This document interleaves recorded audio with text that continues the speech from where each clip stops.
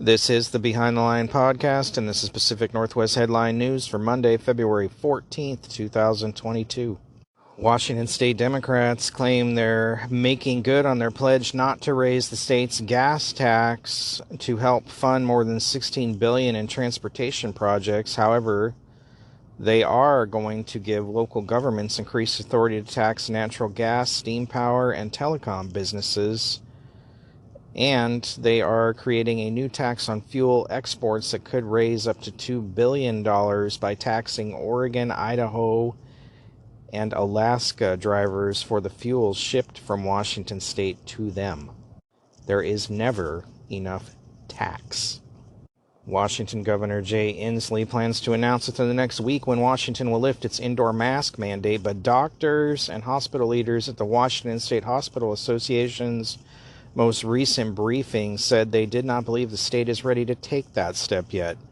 Washington's outdoor mask mandate, which applies to large events, more than 500 people, such as festivals and ball games, will end next Friday. But when it comes to indoor masking, Washington is one of 3 states, Hawaii, New Mexico being the other 2, that have no mandate end date in sight.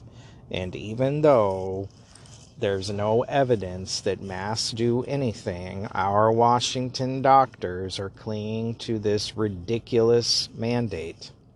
A Portland, Oregon homicide detective says his unit he works on is overwhelmed. And as a result, 2021 ended with the lowest percentage of closed homicide cases in Portland in the last decade.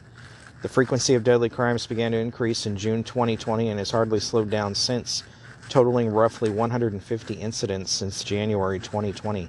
That's more than the number of cases from the 5 years between 2015 and 2019. Democrats love the chaos that they create. The state of California has proposed a bill that would require all businesses to have their employees and independent contractors to receive the COVID-19 vaccine under legislation announced Friday by Democratic state lawmakers. Employees or contractors who qualify for medical or religious exemptions would have to be regularly tested under a planned amendment to the bill. New employees would have to get at least 1 dose by the time that they start work, and the second dose within 45 days of being on the job. Assemblywoman Buffy Wicks introduced her bill months after delaying her original proposal last fall. The previous version would have allowed workers to submit to weekly testing as an alternative to getting vaccinated, but that is not an option in her new proposal. Why are we still implementing vaccine mandates? This has been Pacific Northwest Headline News in 3 minutes. For more, visit BehindTheLinePodcast.com. Happy Valentine's Day, and thanks for listening.